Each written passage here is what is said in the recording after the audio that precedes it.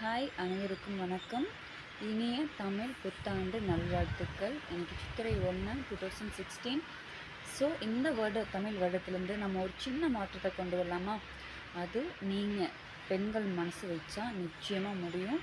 நம்ம குடும்பத்தில் இருக்கக்கூடிய அனைவரின் ஆரோக்கியத்திற்காகவும் நம்ம சுற்றுச்சூழலை காப்போம் அப்படிங்கிற ஒரு நல்ல எண்ணத்துக்காகவும் இந்த விஷயம் நம்ம கண்டிப்பாக செஞ்சு ஆகணும். ஃபஸ்ட்டு சுற்றுச்சூழல் அப்படின்றத விட ஃபஸ்ட்டு நம்ம ஃபேமிலி மெம்பர்ஸ் நம்ம டெய்லியும் பயன்படுத்தக்கூடிய ஒரு சின்ன மாற்றத்தை நம்ம கொஞ்சம் கொஞ்சமாக பிளாஸ்டிக்லேருந்து நம்ம மாறினாலே கண்டிப்பாக நிறைய நோயிலேருந்து நம்ம விடுபடலாம். ரொம்ப பேச விரும்பலை, சிம்பிளாக சொல்கிறேன். ஒன்றும் இல்லை, டெய்லி நம்ம யூஸ் பண்ணக்கூடிய ஒரு விஷயம், மார்னிங் எடுத்ததும் நம்ம யூஸ் பண்ணக்கூடிய ஒரு ப்ராடக்ட்டுன்னா டைம் எஸ்.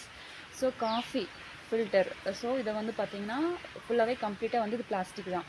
இது பிளாஸ்டிக் அவுட்டர் ஹவுசிங் இந்த ஃபில்டரோட ஹவுசிங் பிளாஸ்டிக்காக இருந்தால் பரவாயில்ல, பட் இதை நம்ம ஃபில்டரே பிளாஸ்டிக்காக இருக்குது. இது எப்படி எல்லாத்துக்கும் தெரியும், எல்லாருமே எஜுகேட்டட் பீப்புள்ஸ் தான்.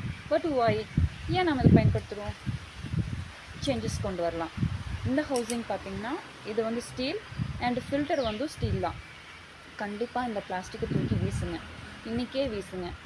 நம்ம ரெகுலராக யூஸ் பண்ணுறோம். ஸோ இந்த பிளாஸ்டிக் இனிமேல் யார் வீட்லேயும் இருக்கவே கூடாது, ஓகேங்களா? உங்கள் குடும்பத்தோட நலனுக்காக தான் நான் சொல்கிறேன். கண்டிப்பாக அதை மாற்றம் கொண்டு வாங்க. இதுக்கானது நீங்கள் ஸ்டடி பண்ணிங்கன்னா உங்களுக்கு கண்டிப்பாக தெரியும் இதில் எவ்வளோ பிரச்சனைகள் வருதுன்னு.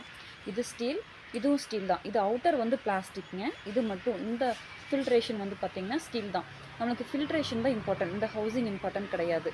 இந்த ரெண்டுமே ஸ்டீல். இந்த அவுட்டர் ஸ்டீல், இது ஃபில்டர் ஸ்டீல். இது அவுட்டர் பிளாஸ்டிக், இது ஸ்டீல் தான்.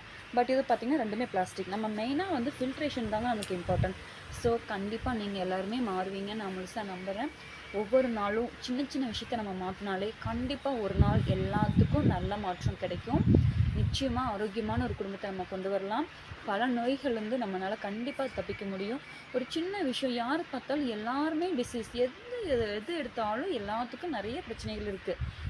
முதல் காரணமே இந்த பிளாஸ்டிக் தாங்க. பிளாஸ்டிக்கை முதல்ல நம்ம பயன்பாட்டிலேருந்து கொஞ்சம் கொஞ்சம் கம்மி பண்ணலாம்.